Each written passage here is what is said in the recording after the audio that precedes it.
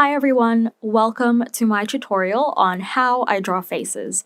And in this video, I have broken it down into sections, which you can see on the screen, so you can skip to whichever part you want to watch the tutorial. Let's start with drawing the head, and I like to use two main shapes, the first one being the circle. And the size of the circle that we're going to draw pretty much defines the size of the head. So the smaller the circle, the smaller the head. And the bigger the circle, the bigger the head.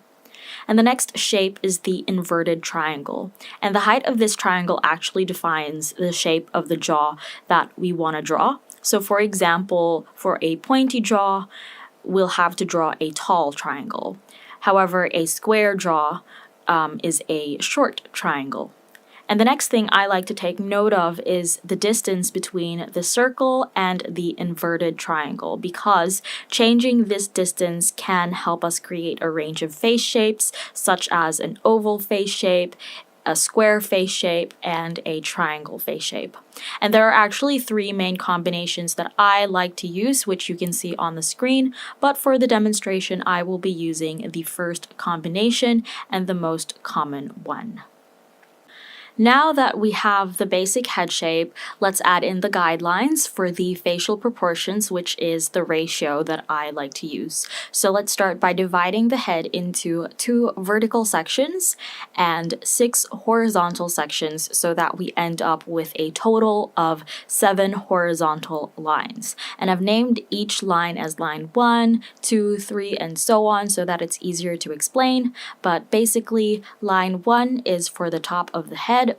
Line 2 is for the hairline. Line 3 is for the eyebrows. Line 4, which is the halfway point of the head, is for the eyes. Line 5 is for the nose. Line 6 is for the mouth. And lastly, line 7 is for the chin. Now that we have the guidelines, we can start adding in the facial features, starting with the eyes. When drawing the eyes, I like to start with a basic leaf shape on line 4. And the height of this shape can determine how big or how small the eyes we want to draw. I also like to take note of the outer point because changing the placement of this, whether it's a little bit higher up or a little bit lower, it can give us a range of eye shapes such as an almond eye shape or a downturned eye shape. And the next shape that we draw is the circle in the middle, which is the iris. And of course, when you move this to the left or to the right, it indicates the direction of the person's gaze. And then we also have an arch above the eye to indicate the eyelid or the crease of the eye. Now, the distance of this to the eye gives us a range of eye shapes once again. So for example, a monolid or deep-set eyes. And also changing the angle of this can give us either upturned eyes or downturned eyes. And the last thing I like to take note of is the distance of the left eye to the right eye. Normally, this distance is another eye. However, you can draw the eyes closer together for close-set eyes or further apart for wide-set eyes.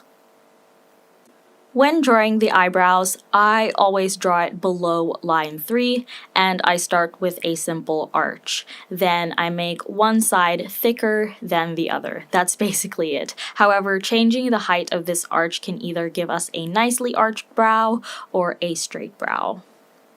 When drawing the nose, I like to start with a circle just above line 5, and the size of this circle can give us a range of nose shapes. So for example, the smaller the circle, the pointier and narrow the nose usually is, whereas a bigger circle creates a wider and rounder nose. I then draw 2 arches for the nostrils, and the height and angle of this arch can also be changed for a bit of diversity. I also like to draw 2 more lines that look like the letter C to complete the nose, and the final touch are 2 lines for the bridge of the nose, so it connects down from the eyebrows to the circle that we drew for the nose. And you can draw this as light or as heavy as you want, depending if you want this to be way more pronounced. When drawing the mouth, I start with a basic leaf shape, with a V cutout on top and a line in between. And I draw this on top of line 6, and the width of this is normally wider than the width of an eye. But changing this width basically gives you either small lips or wide lips. And then changing the height of this shape can actually also determine how large and plump you want the lips to be or how thin the lips are. And then, of course, you can alter the shape to create a more realistic look of the lips.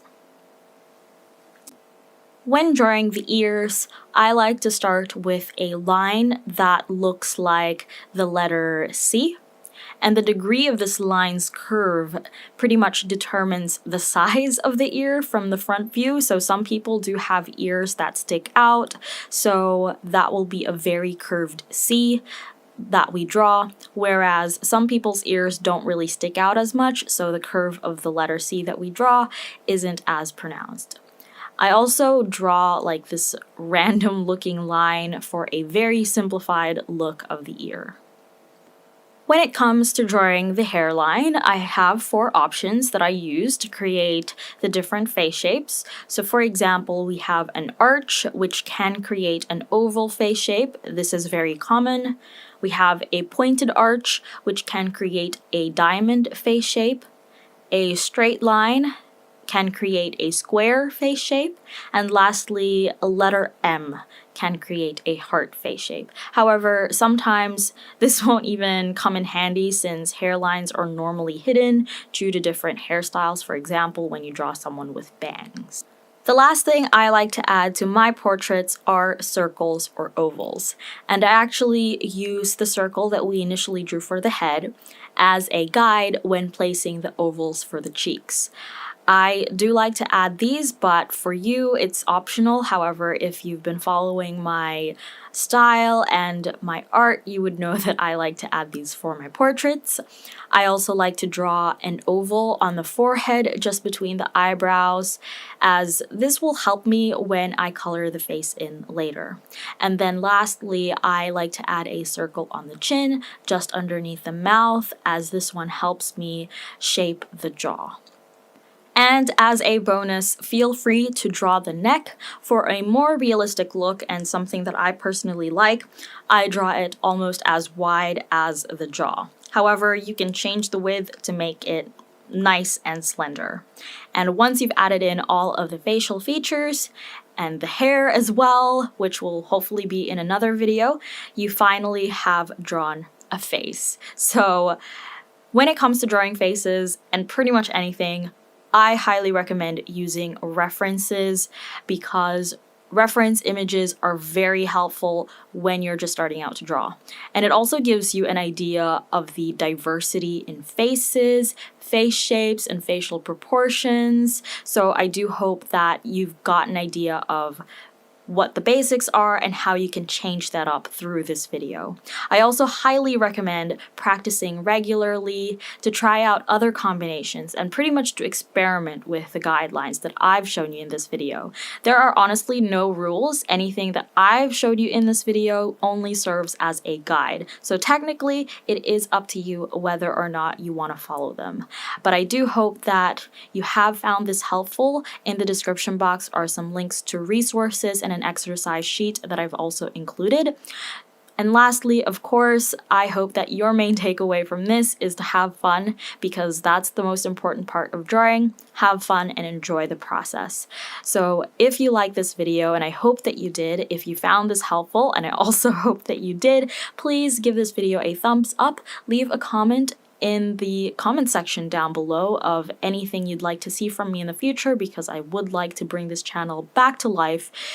Subscribe if you haven't already for more content from me.